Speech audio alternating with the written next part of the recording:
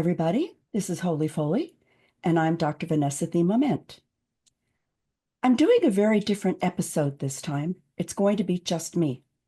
And I'm sorry it's been a while, but the United States is going through a really chaotic, tumultuous time, and I'll bet you're aware of it. And it's really taken me by storm. I've had to really adapt. I've had some good days and some bad days.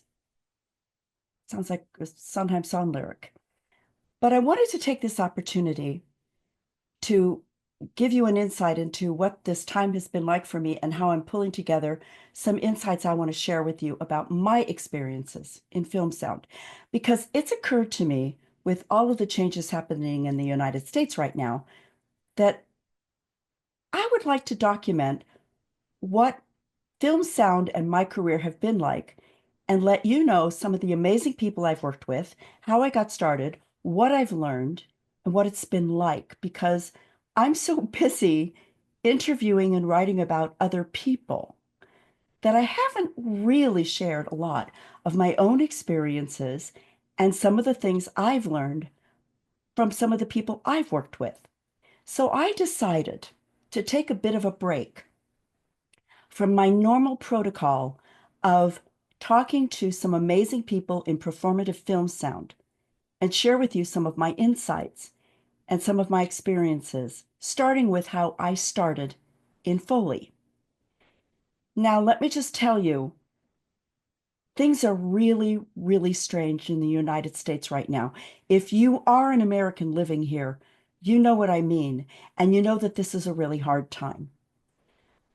If you are outside of the United States and you're one of my subscribers or one of my listeners in one of the many countries that have either read the Foley Grail or I've talked to, or you are one of my listeners and you don't even know me, all I can tell you is the United States has never been through anything like this. And it is really upending all of our lives. And we don't have any idea what's happening or where this is going. So please be patient because it's a really uncomfortable time and it's really unsettling. And for those of us that consider ourselves artists and thinkers and trying to promote our ideas and our creativity, it's particularly unsettling because we have no idea what's happening.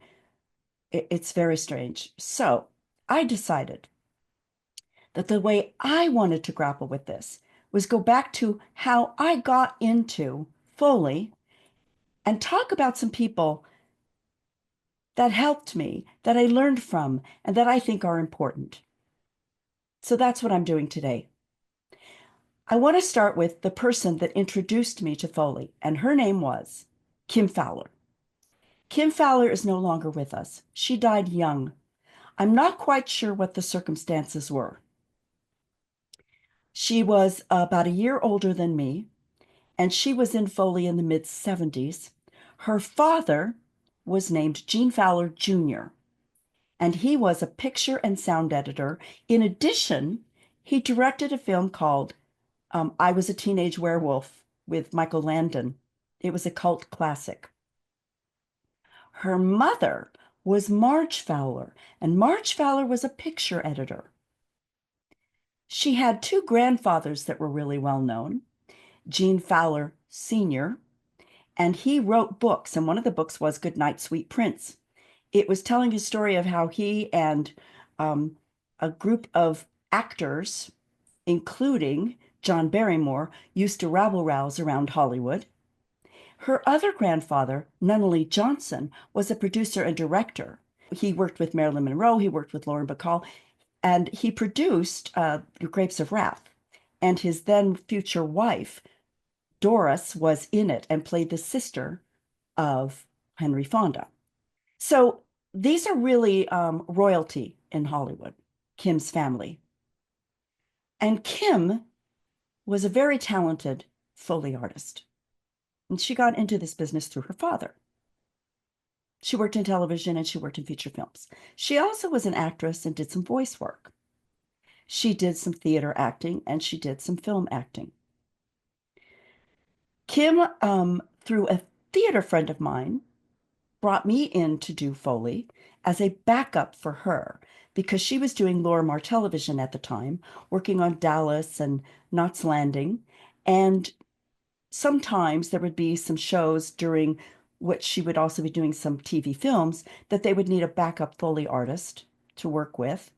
And I was the person that she thought might be able to do this.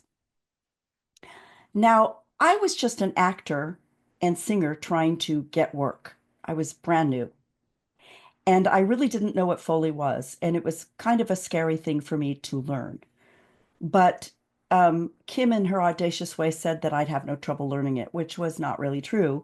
But okay, I thought I'd make a little money in between acting and singing jobs. This was at a place called Gomillion Sound, which was sort of the Roger Corman sound facility, in that it was a low budget place to get started, where everybody really did learn the trade. And a lot of very famous people started there and worked their way up. It was quite a facility to get started at. And a lot of very famous sound people have started there, people who now have a lot of Oscars. What was interesting is I got to work with some really amazing people there, and I'll mention some of them in just a few minutes.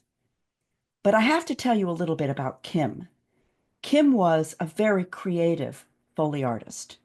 She could really figure out how to make props out of some very strange things. I will never forget watching her with girlish delight, almost childish delight, figure out how to make a turntable record player for some little B movie and make it sound like she could put the needle on the record and make it turntable sound. When I don't even remember what she used, but what I remember very specifically was nothing that she used had anything to do with a turntable or a record or the needle. And yet it sounded exactly right. This was back in the day when we had only 1, 2, or 3 tracks of Foley to work with, and it was all mag. It was before we had full coat, which was 4 tracks. It was before we had 24 track. It was before we went digital. It was back in 1981. And I was really impressed that she was able to do that. In fact, it might have been the late 1980s, 1980. And when she brought me in, it was in November, late November, 1980. And she had just done the Who Shot JR episode of the show Dallas. And if you're old enough to even have heard of that, that Larry Hagman series, it was really the biggest series on television at the time. Now, Kim Fowler also brought in somebody before me to learn Foley, Ellen Hewer.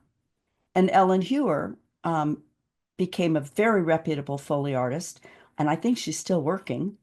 And Ellen Hewer would not have a career without Kim Fowler, and neither would I. I never would have had a career in Foley without Kim Fowler. And Dan O'Connell, who is a magnificent Foley artist, does some of the best Foley you'll ever listen to, does amazing feature work. And if you look up Dan O'Connell, you will see a list of credits of amazing features that he works on, but he doesn't go out and promote himself. He just quietly works and does beautiful work. Got in working with Ellen, and he comes from a family of people in the industry. His brother Tommy is an ADR editor, ADR mixer, and his brother Kevin O'Connell is very many times nominated as a re-recording mixer and is an Academy Award winning re-recording mixer. So the O'Connell boys all are quite amazing at their craft. I really wonder if Danny ever would have become a Foley artist. I guess I would call him Dan O'Connell, if he had not met Ellen, who had learned from Kim.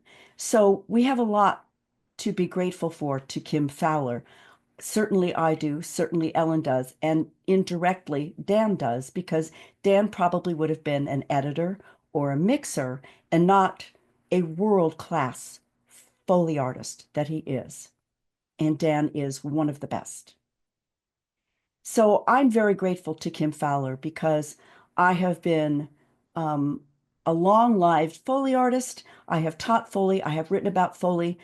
It inspired me to write the Foley Grail. It inspired me to meet a lot of people. I learned from so many people, and I was fortunate enough to work with people she had worked with, and I'm going to speak about one of them next.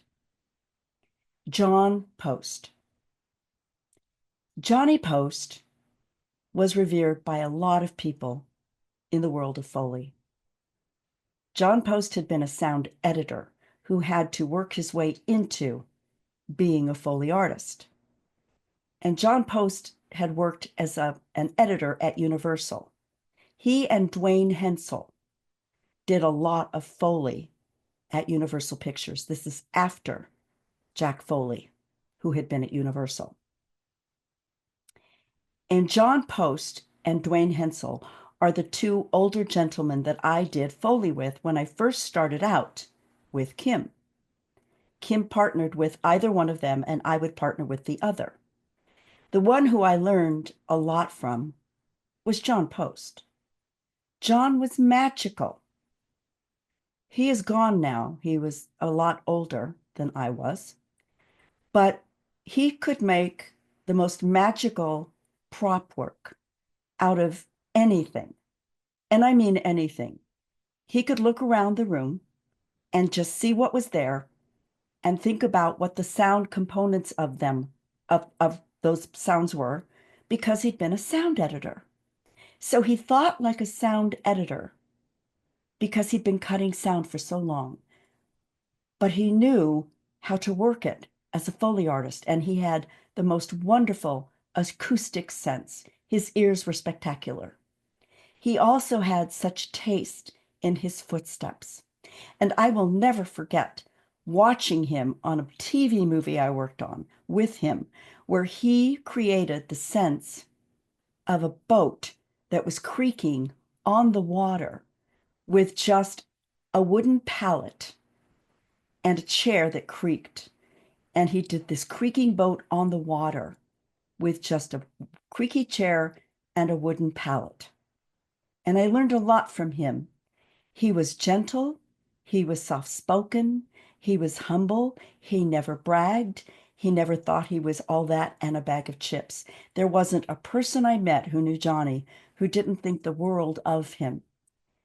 He was one of the best there ever was, and he never talked about himself. He just did his job. And there are two things that you remember about Johnny. First, he'd have a cigarette hanging from his mouth back in the days when people were smoking. And second, he could just make any sound work. And the only thing that would stop him and make him re-record was his stomach would grumble. And the sensitivity of the microphone meant he would have to do it over. That was the funny thing about Johnny, was he had stomach grumbles. And we would have bagels on the stage to soak up whatever stomach juices make your stomach grumble, because that's death to a Foley artist, is to have stomach noises, or to breathe too loudly, or to have your knees creak or your feet creak.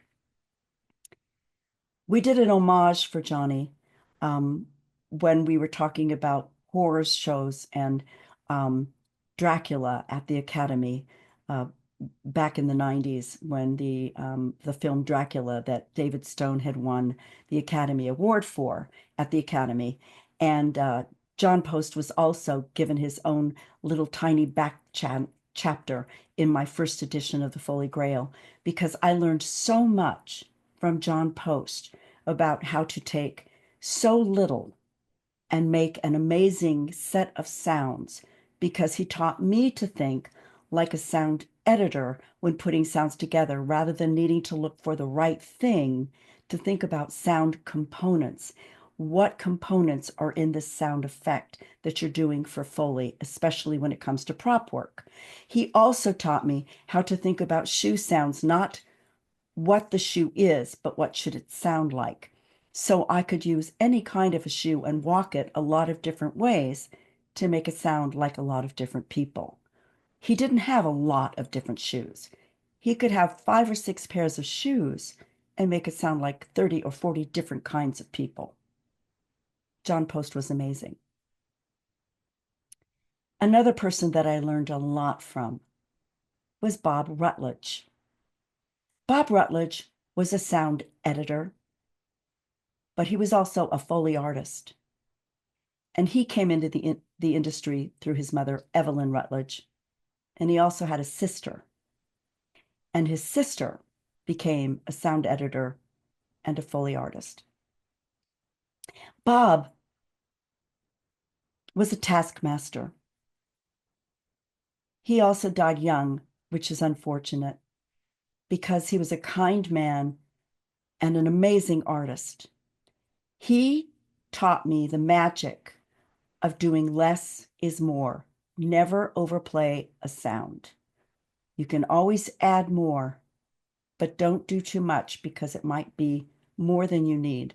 You can always build more, but you can't take away.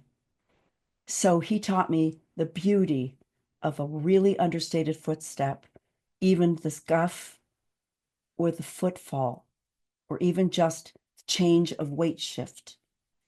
He also taught me how to do a beautiful cloth pass because he'd been a dialogue editor, an ADR editor, a production editor. He'd also been a sound effects editor and a background editor, background sound effects editor. He'd done it all. So because of that, what I learned working with him, and I worked with him on several features, what I learned working with Bob Rutledge is how to listen carefully and look carefully. Do you need this? If you don't need it, don't do it. Don't do every single person walking in the background. Just do what you see. Don't do every cloth pass. Just do what you see, and it's going to go through the center channel, and it's going to be who has the line, who do you notice? But don't overdo because it's going to go through the center. This is back when we had just 5.1 Dolby. He was very good at culling the sound and knowing when too much sound was going to detract from the story. He was very good at realizing when too much sound was going to clobber the story. What I learned from Bob and some other editors down the road was you can fall in love with what you're doing and just put so much sound in, and then the re-recording mixers have to get rid of it. Bob could be brusque and he could be curt in criticizing what you did. He didn't mince words. So another thing I learned about from Bob was not to take his criticism personally. And because I'm a really sensitive person, at first I did. But then I realized if I just listened and didn't take it personally, my work got better. And so I have to say, of all of the people I've worked with that were Foley artists or sound editors, the person that made me better from that perspective was Bob Rutledge. My cloth pass got really clean and it got really precise, and it was never too much because of Bob Rutledge. My footsteps got clean and understated and subtle and never detracted because of Bob Rutledge. And I paid attention to what backgrounds were necessary and what props were not necessary because of Bob Rutledge. And I paid attention to what was good in production and what not to do because of Bob Rutledge. And I am so grateful. And I'm really glad that I got to tell him that before he passed away. So those three people who did Foley, who we don't talk about much in the world of performative film sound, they're not talked about much. We hear a lot about the people who self-promote. We hear a lot about them. But those three people, we don't hear much about. Now, there are a couple of other people that I want to talk about that I learned a lot from. There was a Foley artist team, Ken DeFay and David Fine. They were together for a very long time as a Foley team, and they started out at MGM, and then they went to Paramount. And they were together longer than any team until they weren't together. And they learned how to breathe together. They didn't even have to talk about who was going to do what. And I know this because I watched them. I watched them at MGM, I watched them at Paramount, and I watched them when they did a video for me for the first edition of the Foley Grail, when we did a video for it, for my book. They didn't speak. They didn't tell each other or ask each other, what are you going to do in this cue? They just knew. And it was really amazing to watch them work. Their footstep work, their prop work, they just had a magical way of working together without being competitive, without challenging. They were both two very kind men. Now, I was fortunate enough to work for about 2 years as partners with Ken DeFay. He was a delight. He had a wonderful sense of humor. He had beautiful footsteps. And if I was doing an animation film, I wanted to do it with Kenny because he had a much stronger sense of how to do inventive animation sounds than I did. My strength was to do very natural, understated sound that sounded like production. That was just my nature. His ability could really cross over into doing playful, funny sounds. So if I was doing an animated project, I was really glad to have Kenny there because he had a knack for that. He started out as a projectionist, and I'm not really sure where he got such a gift for doing animated sounds for our animated projects together, but he was much more gifted at that than I was.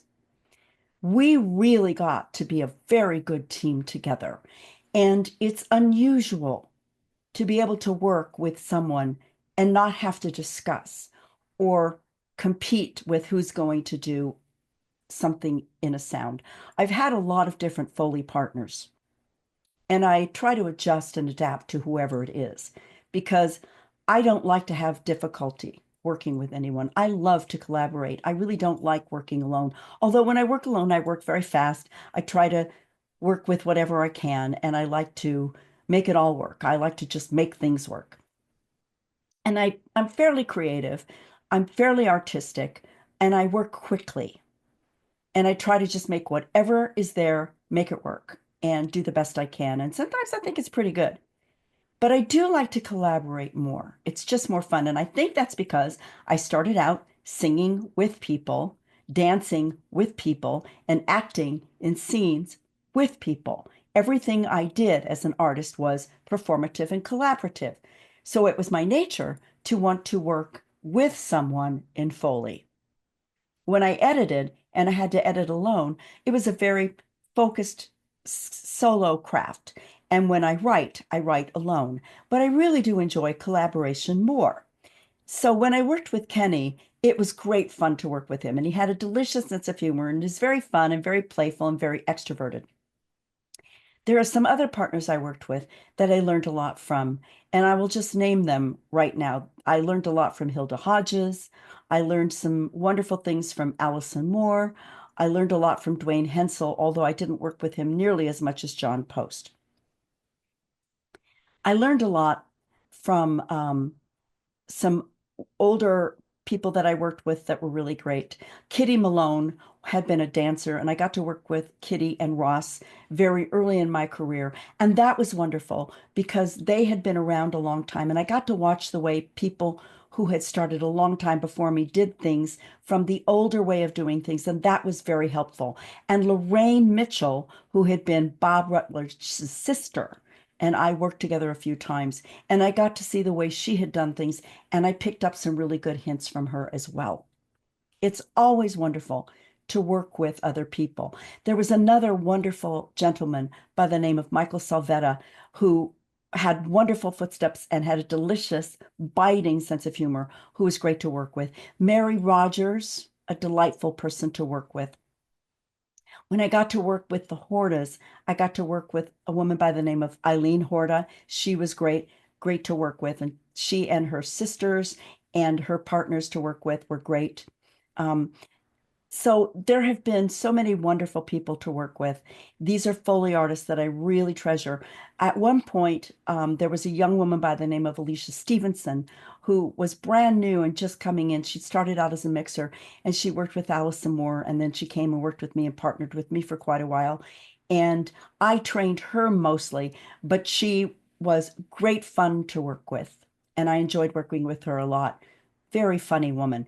And I also want to mention a very funny woman, Robin Harlan, one of the funniest people I've ever met. And it's very funny to watch us work together because she's 5'8" and I 5'2". And we had a lot of fun together. So that was great fun. I'm sure I'm going to miss some of the people that I worked with because I worked with a lot of really great people. But one of the things that I think is really important to just hold in our hearts is as we go down our path, remembering the people we work with, remembering what we've learned from them. And what I want to do in some of these episodes is talk about some of the people I've worked with and what I've learned from them. I'm also going to discuss some of the things I learned watching other people that did it differently from me and what I thought was interesting about that. One thing I'm just going to add here is I never worked with headphones on my ears. There are Foley artists that really love to work that way. I found it to be a distraction. I don't want to hear through headphones what I'm doing. When I would do ADR or sing, I would have one headphone on my ear and one headphone off because I want to hear the space. But as a Foley artist, I don't want to hear it through the headphones.